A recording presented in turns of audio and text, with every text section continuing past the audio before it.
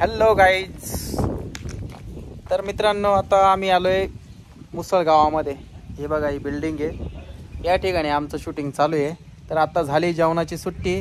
तर बघा, बाबूराव आहे, शरद आहे, गंगाराम आहे, अजून एक नवीन पंटर आहे पप्या, नागपूरचा आहे पप्या आता. आणि आमच्यासोबत लेडीज आहे शांताबाई, म्हणजे ज्योती मॅडम आहे. तर हे बघा, ह्या इकडे पाठीमागे त्या. हे बघा, आमचं या ठिकाणी सकाळपासून काही व्हिडिओ झाले शूट करून. तर आता या ठिकाणी ओट्यावर बसतो आम्ही जेवण करायला. आम्ही पाण्याचं जार सोबतच आणलेलं आहे आज.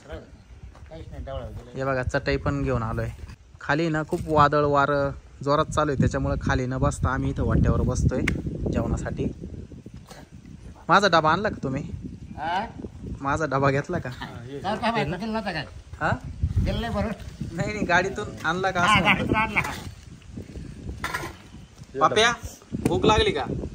हा, लागली ना? काय रे गंगाराम तुला? मग भूक तर लागली. मॅडम तुम्हाला? चॉकलेट आणलं होतं आता दिसलं राव मला. हा, आता जेवायच्या टायमाला चॉकलेट खायचं का जेवायचं? दोन्ही काय मग? मग काय करायचं आता? मॅडम काय आणलंय आज? मी वांगे बटाट्याची भाजी. वांगे बटाटे कोरडे आणली का पातळ? थोडीशी रस्सा. बरं झालं. मी पण आणली, डाळ आणली. शरदने काय आणलंय? काय आणली भाजी तू? पनीर टिक्का.